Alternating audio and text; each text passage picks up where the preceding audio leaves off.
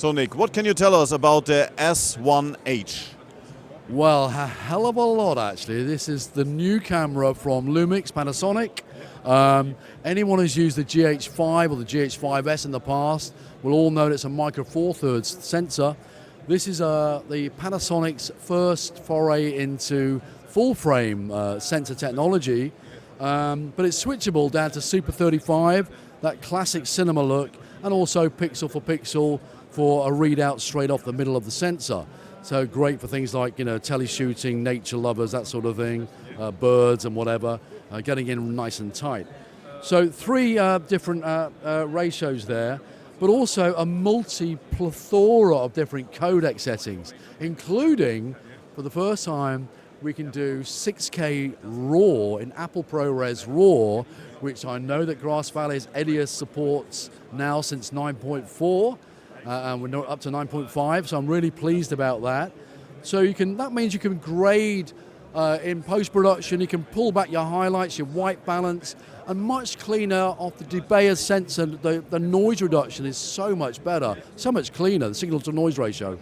But having said that, this has got dual ISO like the GH5S, but there's two native ISOs, 640 base ISO for daylight and 4000 ISO for low light recording. And that means, with two different ISO settings and with the same signal to noise ratio, they're very, very clean at those particular settings. So we try and encourage people to shoot natively at those ISOs.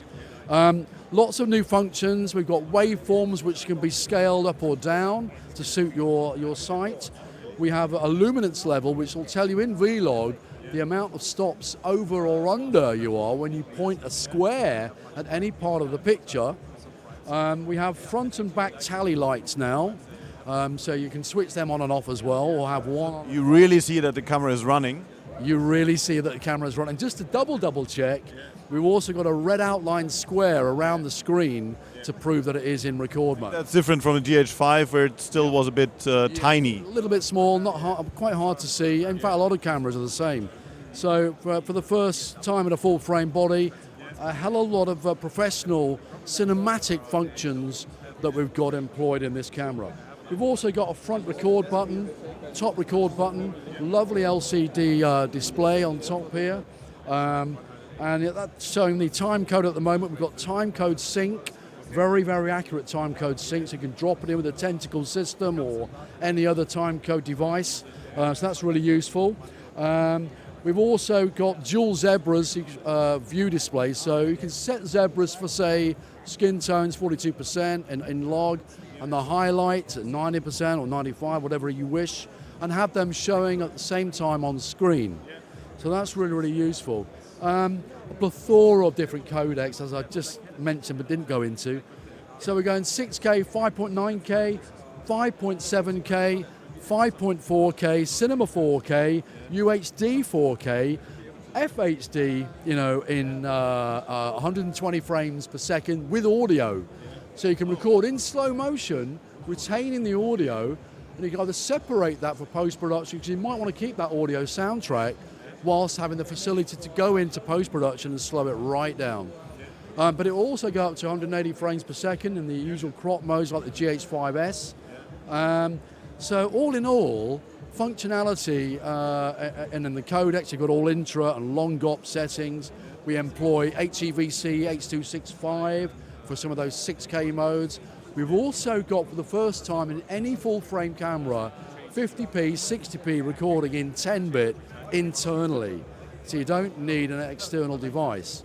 Of course, with Apple ProRes RAW, and you're going to need to go out through the HDMI and send that information out that way. But you need an Atomos device to record. The Atomos Ninja 5 to be able to do that, and we've got one here on display. And they're really low cost and really decent devices. Really good for post-production as well.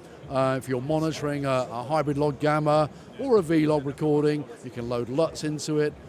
Terrific devices. We've been working with Atomos for a long time. Maybe just to say that again, because I think it's very important, because I think it's basically the first time that you can go out via HDMI and record RAW, because usually you have like a BNC connector, so based on SDI, and that is your RAW connection there, and you need a different device because a Ninja obviously has no SDI, but in this combination, RAW works via HDMI. It's quite incredible. At the moment we're demonstrating 25p and 2930p, 29.97, as you can see on the monitor.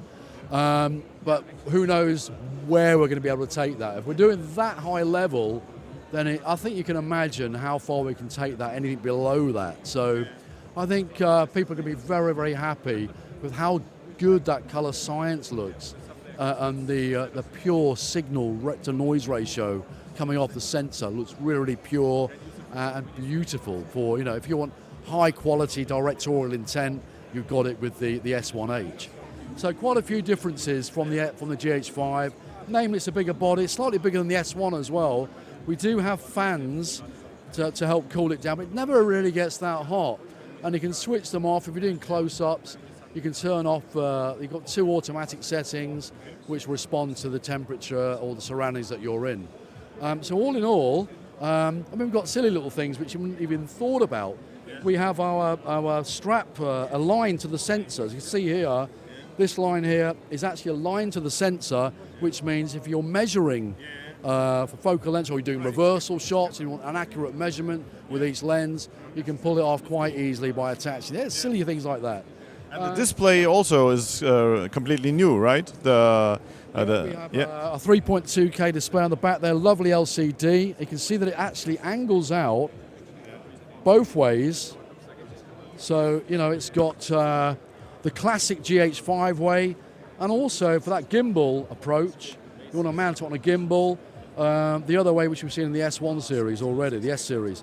So we've got the best of both worlds. You can't go wrong with that. One nice little feature that not a lot of people mention is that we've got USB 3.1 power and charging facilities, so you can get a V-lock, V-mount adapter or battery, or a USB. Some of these USB chargers will be able to power this device from an external device. So yeah, that's really, really cool. So I can imagine lots and lots of different rigs appearing with all sorts of batteries. We've got a new cage here on show. There's all sorts of ways of rigging this. We've got lots of third-party hardware support already for the S1H and the S series. We've got a lovely 24-70 new lens, 2.8, which looks fantastic, really nice and light and portable, with full manual control as well. So you can switch between manual, all the classic autofocus modes, eye focus. It pretty much has got everything. I can't think of anything that it hasn't got. And what is about stabilization? So like the GH5, we have brought the classic 5-axis dual IS2 now into the S1H. So that means you don't necessarily need a gimbal if you're just doing those slow or pull pans. You can do this really, really well with a full frame sensor, all Super 35 mode of course, and it's really, really beautiful, it just looks great. And of course if you're doing run and gun and you really are moving a lot, this will attach to a number of different gimbals quite easily, and we've already tested out all the leaders. So we're very happy that we're working with everything.